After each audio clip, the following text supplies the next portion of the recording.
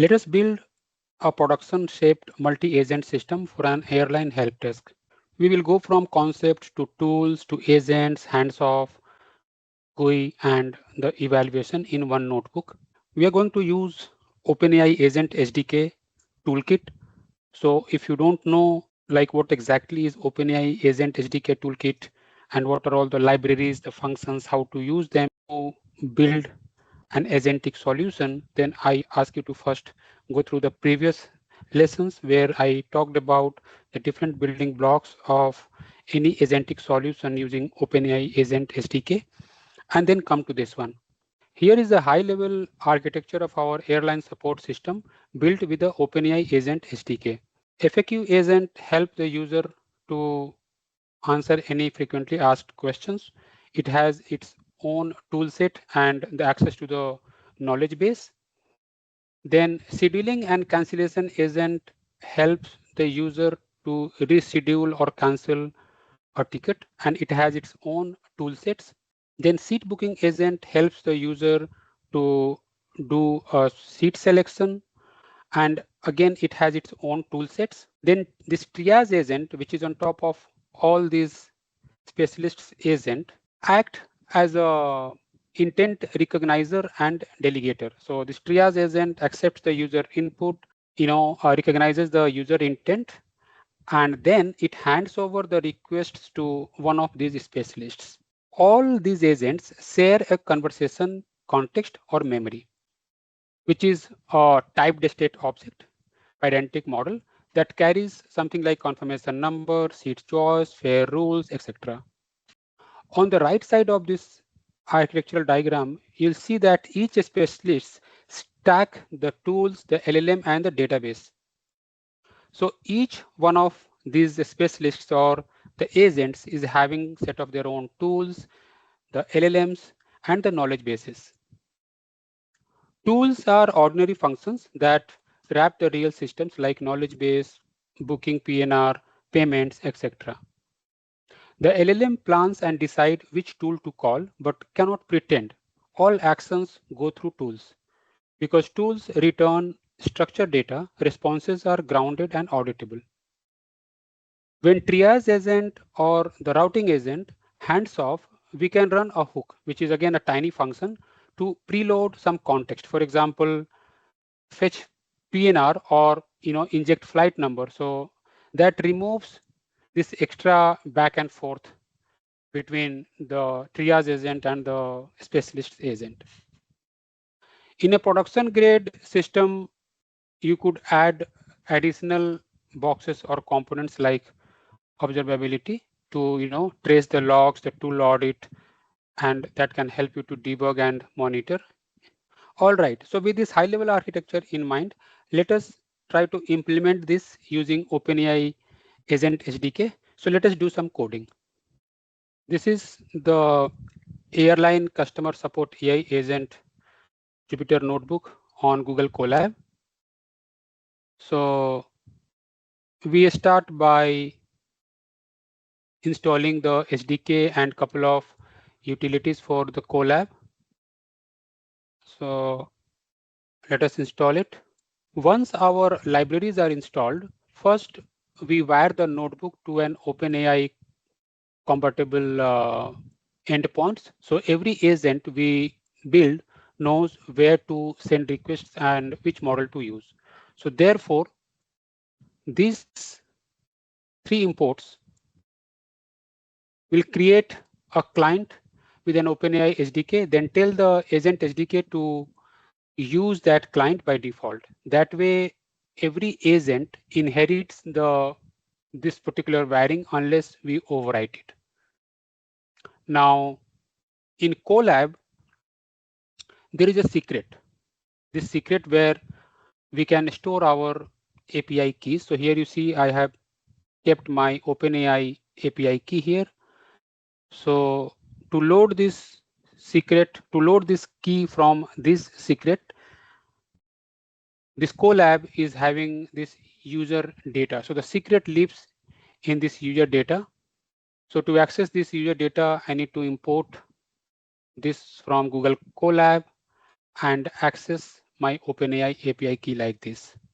Now here I'm configuring the base URL and the model. Now this base URL is by default it's OpenAI API, but you can point this to any OpenAI compatible server, for example, VLLM or Olama or Azure. And then we are configuring the model. The model we will use everywhere unless a specific agent overrides it. Now we need to instantiate the client object. So these two lines constructs the HTTP client and registers it as the global default for the Agents SDK. After this, we don't have to pass a client around. This is very nice and clean way to define at once. Now this particular line, sets the API style. Now we are using here the chat completion, but one can also use the newer API, which is the response API. So depending on which API you want to use, you can just configure this here. Here I am setting the OpenAI cloud tracing off, but in the real world applications, you would keep tracing on so that you collect the logs and send these logs to your telemetry. And finally, we are just printing the configured model. This is just for a sanity check. It tells us which base model we are going to use for this agentic solution. Let us execute this. All right. Now, once the OpenAI SDK is set up, we can now import the other set of libraries, for example, some helper functions and the libraries to define the tools, the hooks, and the agents. Now, here we are importing from future, we are importing the annotations. This just lets Python treat type hints lazily, so we can reference classes before they are defined without tripping over imports. So it keeps the notebook snappy and clean. Then a couple of standard libraries like the helper functions. Here, this random we are using for lightweight mock data, for example, to generate a flight number, and UUID to mint unique conversation ID so our traces don't collide. From typing, I pull the list and optional. These are just clean type hints for lists and maybe present values in the context. Now, the fun part, which is the agent. Agent is the star of the show. It bundles instructions, tools, and model settings into one worker. And then runner is the engine that runs a single turn with that agent. This run context wrapper is how our tools read and write shared state safely. Then you will see a few items here. Now, let us see what this item does. Now, first of all, this message output item. This message output item is an LLM message, the assistant's actual word. Then this tool call item says the agent is calling a tool, and tool call output item is the tool's result coming back. Handoff output item, it signals a handoff. So the triage routed the conversation to an specialist. And this item helpers is just convenience to extract the plain text from those items. Cut 1, 2, 3, go.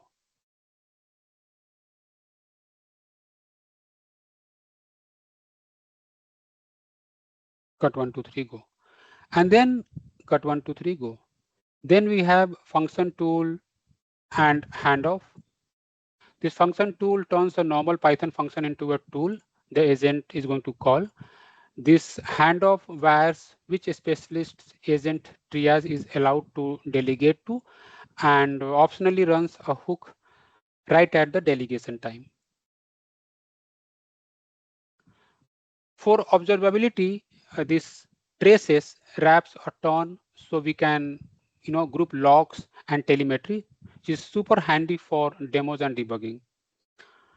Model setting is where we tweak the model's behavior per agent, like temperature, max token, etc. And finally, this recommended prompt prefix. that is a battle-tested prompt header that nudges the agent towards tool-first grounded behavior. It saves us from reinventing the safety boilerplate every time.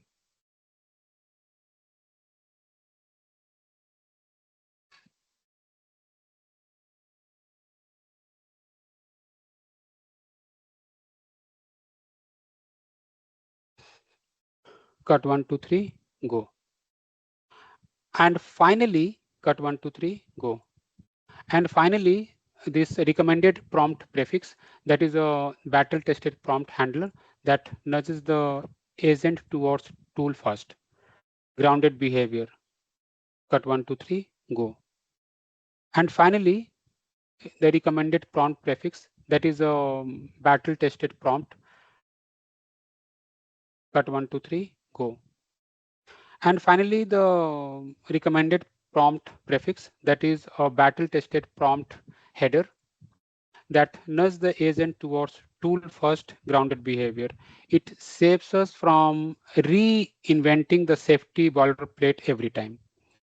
So with these imports, we have everything to define the state, the tools, the agents, routing, and tracing. So basically everything what we need to build this agentic solution. So now let's go and build this. Cut 1, 2, 3, go. So with these imports, we have everything to define the state, the tools, the agents, routing, and tracing. Now here we define the shared state for our conversation. This airline agent context is our agent's shared memory for the current conversation. Anything we learn or decide, like the conversation number or seat or flight or fare rules, lives here. So later steps don't have to re-ask or guess. It is also where we keep a tiny audit trail, which is this tool log, which makes the evaluation and debugging much easier. So think of this context as the shared memory, which is going to be shared across these agents during the conversation, so that all these agents are aware about which passenger they're talking about, which PNR they are talking about, which flight number they're talking about. So all those are shared across the user conversation across these agents. Now, the question is why we are using Pydantic. So the Pydantic is typed field, which is the fewer errant strings, easy to validate and extend later. For example, later you can add any other data point whenever needed. So you just introduce another data point and that becomes the part of the whole context. So in that sense, this Pydantic is very common and very handy to pass the context or to share the context between the agents, and therefore we are using Pydantic here. Now we will define the tools. As you saw in the diagram, in the architectural diagram, every specialist had a set of tools. Now we need to define those tools. We never want the model to pretend or to predict or be undeterministic. And therefore we define the tools so that the responses or the results are deterministic. So this tool will help us to do that. Now, the first tool we are going to define is the FAQ lookup tool. This is the policy brain, and it is deterministic. So no creativity here. First of all, we lowercase the input or the incoming question and match simply the keywords. For example, the bag, the baggage, the luggage, etc. So if these keywords are available in the user input, then we return a short canonical answer. So for example, if user is asking about any baggage policy, so then we can say that you are allowed to bring one bag on the plane, and then this is the baggage policy. If user is asking about some questions related to the seats, then we can return these responses. Similarly, if the user questions was about the Wi-Fi or the internet, the connectivity, then we can just provide this response. So in that sense, it is kind of a very deterministic and grounded response, which are going to be provided by the FAQ agent using this FAQ lookup tool. Now, here you notice how we also log the call in the context. So that gives us the observability, like during the evals, we can prove whether the agent actually used this tool or not. So whenever this tool is used, we are going to dump this log so that during the evaluation, we can analyze this log to, to confirm that when the user questions was about the baggage policy or the seat policy or the Wi-Fi or the internet policy, whether this particular tool was invoked or not. So for that purpose, we are just logging when this tool is called. Now we define our update seat tool. This is our first do something tool. It takes a confirmation number and the new seat, writes them into the context, and this is important. This asserts that flight number exists.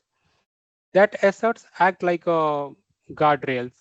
If the handoff hook does not populate flight number, we fail fast instead of silently producing the fiction.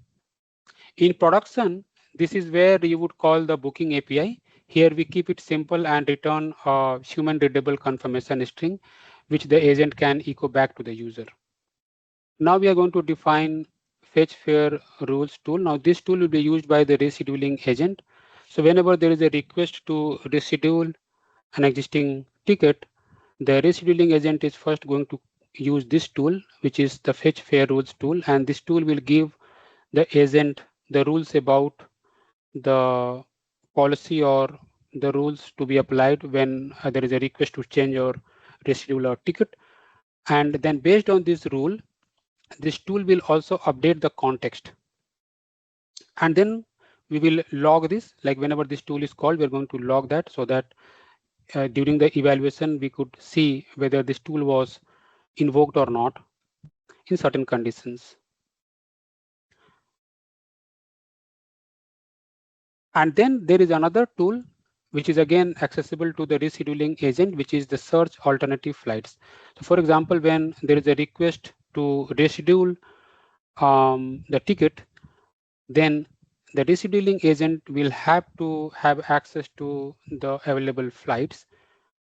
So here, this search alternative flight tool will give those information to the rescheduling agent. Now here we have provided some hard-coded flight information, but of course in the real world application, you can invoke the respective API here.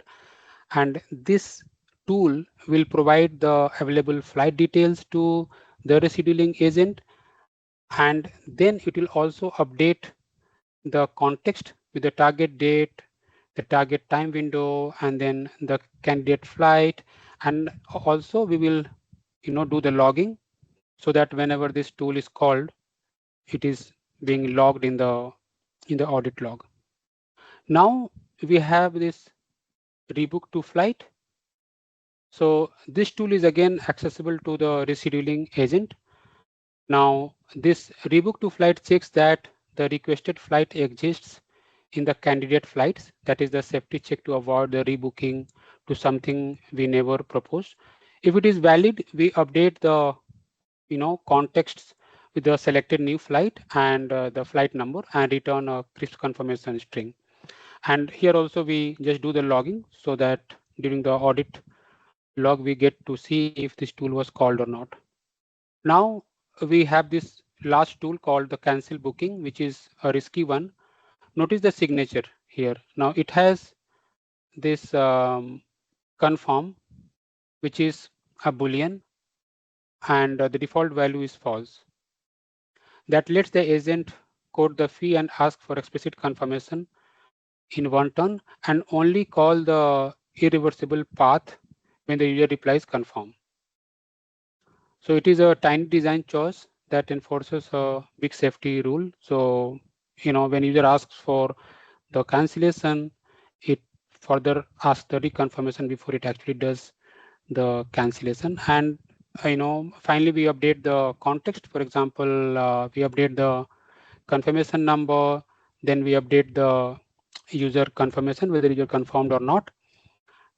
And of course, we are going to also add this into the tool log so that during the audit, we get to know if this particular tool was called or not. Okay, a quick pit stop on handoff hooks.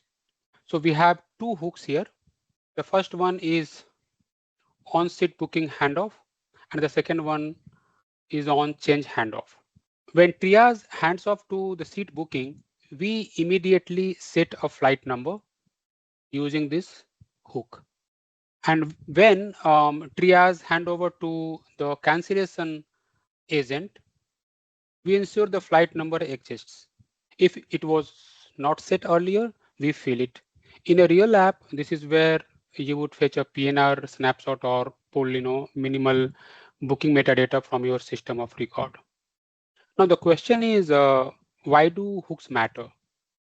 So there are three main reasons why these hooks matter. The number one, fewer clarification turns. So specialists can start acting right away because the core facts are already in context. Number two, it provides a safer tool calls. So our update sheet tool asserts that the flight number is present.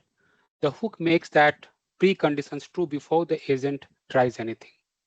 And number three, the separation of concerns. So the triage focuses on routing, hooks focuses on data prep, and specialists focuses on business logic. So it is just a clean approach. All right, now we have our hooks defined. Now it is time to define our agents. So as we know, we have 4 agents.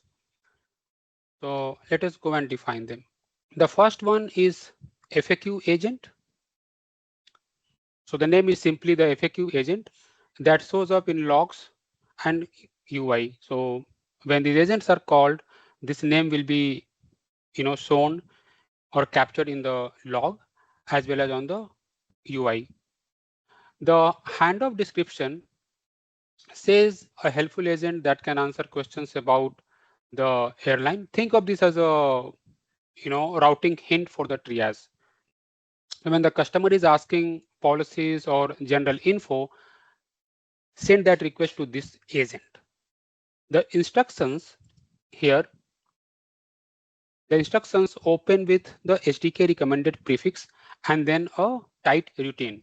Now, if you read this routine, there are 3 points. Number one, identify the customer's last question. Number two, use the FAQ lookup tool to generate any answer. And number three, if you can't answer from the knowledge base, transfer back to the triage. So the critical point is do not rely on your own knowledge. That is how we avoid hallucinations. So the tool list here contain only one tool, which is FAQ lookup tool. So the agent's scope stays narrow and grounded. Finally, the model setting, where we set the temperature as 0.1 for repeatability, and max token we are setting 300 to keep answers short, and tool choice we are setting as required, so it must call the knowledge-based tool to answer. And parallel tool call we are setting false, so traces are simple and we see one action at a time. Next, we have seat booking agent. The name of the agent is seat booking agent, and handoff description is a helpful agent that can update a seat on a flight. Then we have a focused routine. So if you look at the routines,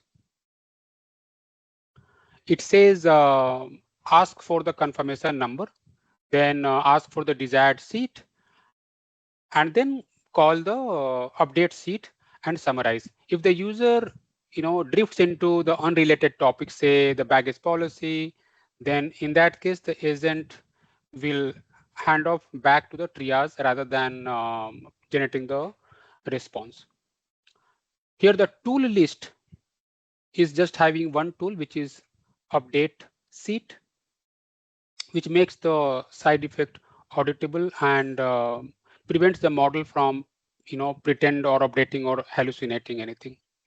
In the model setting, we keep temperature as 0.2, the max token as 300, and the tool choice is required to ensure the changes only happen through the tool and no parallel tool calls.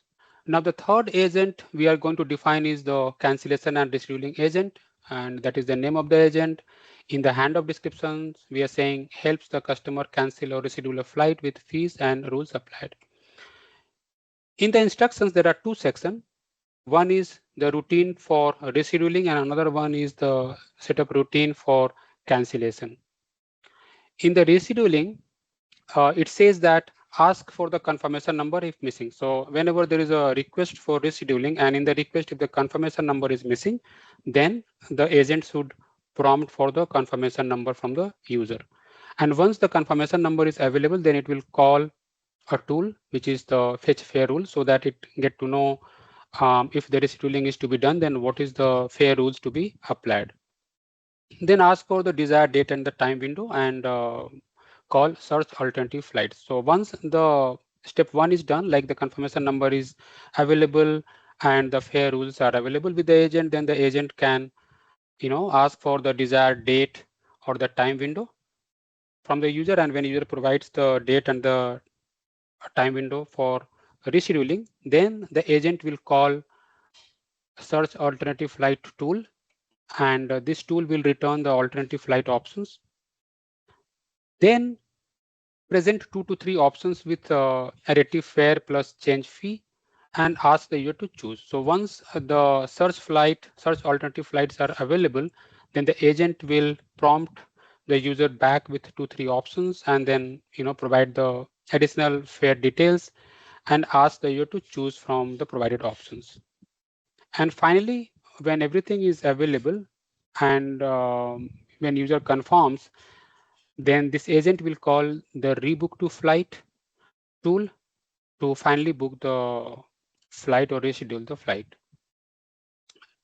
During the cancellation request, here the agent will ask for the confirmation number if the confirmation number is missing in the original requests. And again, here also, once the confirmation number is available, the agent will call this tool fetch fare rules to get the fare rules. Then quote the cancellation fee and ask for explicit confirmation. So once the fare rules are available with the agent, then agent will prompt back to the user saying that this is the cancellation fee, and then it will ask for the explicit confirmation from the user. And once the confirmation is available, like only if the user confirms, then it will call cancel booking. And then it will finally cancel the booking. So therefore, here we are using multiple tools, and hence in the tools list, you see all these tools are listed.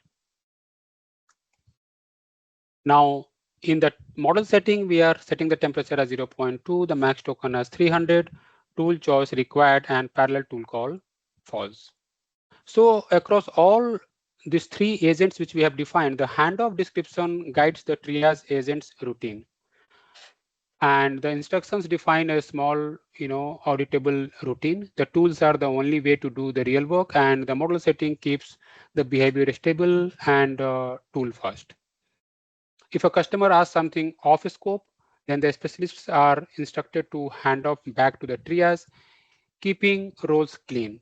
That is the agentic pattern we want. So narrow roles, explicit routines, actions via tools, and predictable outputs. Okay, now finally, we are going to define our triage agent or the routing agent. Here, the name of the agent is triage agent, and this is the handoff descriptions. Now, what is important here is the instructions. So let us read these instructions. It is saying you are a triage agent for airline customer support. Your job is to quickly decide which specialist should handle the requests, and then you hand off. What you can route? Number one, FAQ, policy or general questions. So if these are the intent, then hand off to the FAQ agent. If the intent is about seat change, which is choose a seat, move to a new seat, then you need to hand off to the seat booking agent. And if the intent is about the cancellation or rescheduling, which is cancel flight, move to another date or time, then hand off to the cancellation and rescheduling agent. So this is the kind of intent categorization or classification. Then in the routine, it says read the latest user message and the conversation context. If you clearly recognize one of the three intents above, then perform a handoff to that agent. That means first you need to read the latest user message. Then if you clearly recognize one of the three intents above, like if the last user message is falling under one of these intent, then you perform the handoff to the respective agent. If required details are missing, for example, let us say you identify that you are going to call a particular handoff agent, but then you notice that some mandatory informations are missing, like for example, in the seat change or in the cancellation, you need to have the PNR number, and if that PNR number is missing, then it should prompt back to the user and collect the PNR or the confirmation number before it routes the request to the corresponding agent. And then if a specialist hands control back and the user's request change, retriage. Okay. Then we are also setting some guardrails. For example, do not answer FAQ from your own knowledge, route to the FAQ agent. So that is the guardrails we are setting. Do not modify seats or booking yourself, route to the appropriate agent. Keep your own replies brief. Your primary goal is correct routing. So these are the guardrails we are setting for this triage agent. Now this is the handoffs configuration. So we are defining three routes. One is for FAQ agent, another one is for the seat booking agent, and the third route is for the change agent. Now in the FAQ agent, if you see, there is no on hook or on handoff hook defined, but for the seat booking agent and change agent, there is hooks defined during handoff. So on handoff, this is a tiny function, which is a hook to be called. And on the change seat, this is the tiny function or the hook to be called to ensure the flight number or the PNR is available or filled. Now in the model setting, we are setting temperature as 0.2, the max token as 250, and parallel tool calls as false. Finally, you can define some optional route. For example, if the specialist want to, bounce control back to the triage, then you can define those paths. Now here for FAQ agent, we're defining one handoff path to the triage agent. Similarly, for the seat booking agent, we're defining one bounce back path, and even for the change agent, we are just defining one bounce control back path to the triage agent. Okay, so now our tools are defined, agents are defined. Now let us put a face to our agentic application. We are going to build a tiny UI. We are going to use Gradio to build our tiny UI. So here is the code. So we first enable the next async IO. So async calls play nicely in the notebooks, and that is why we are doing it.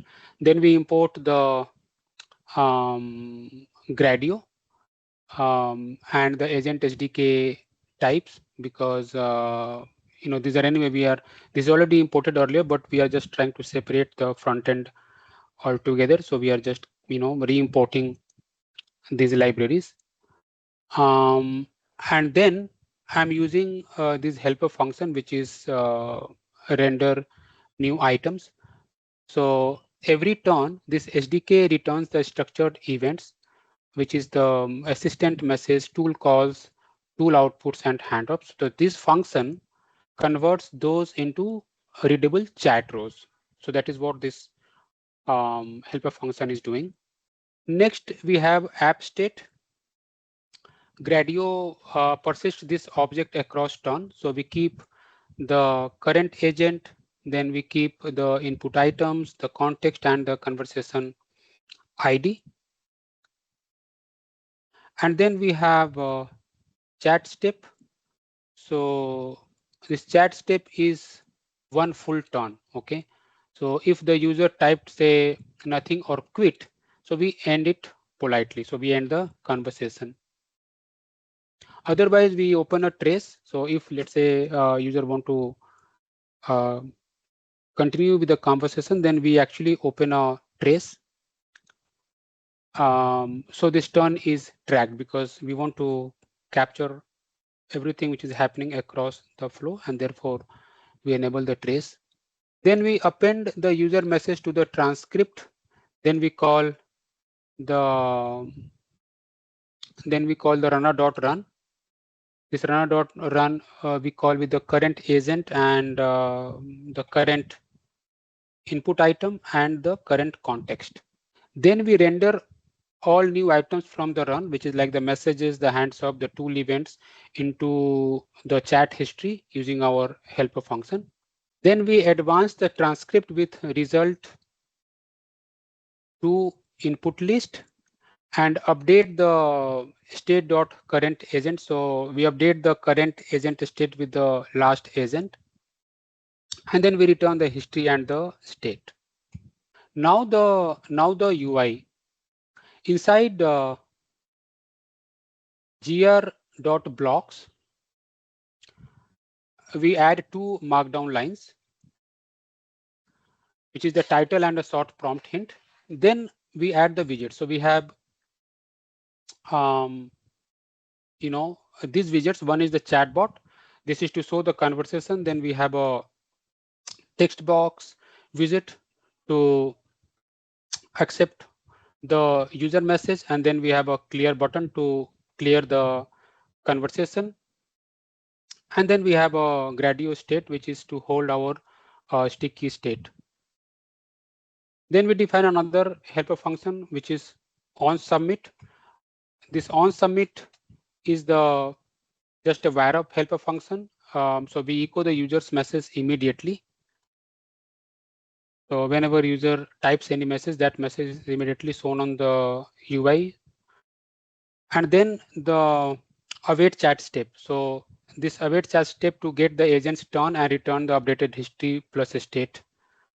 Then this text box dot submit or txt dot submit connects that function, and the clear button resets both the chat and the state. Finally, this demo dot launch starts the application.